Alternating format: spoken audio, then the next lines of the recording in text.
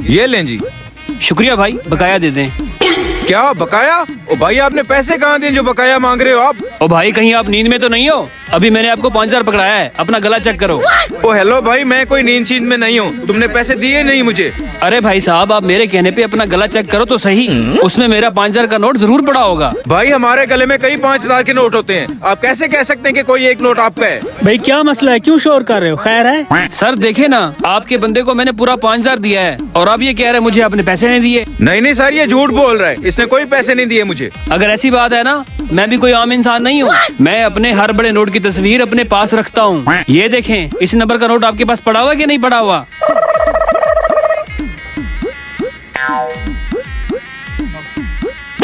अरे हाँ, नोट तो वही है।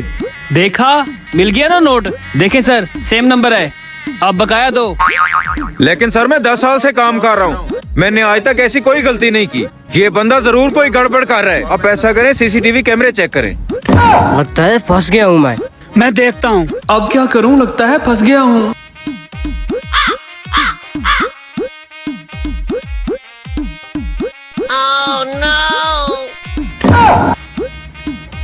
इसका मतलब है ये सारी गेम नियाजी और इसने मिलके डाली हुई है। अब तो दोनों फंस गए, अब क्या करेंगे? इन दोनों को ना पुलिस के हवाले करते हैं। पकड़े इसको।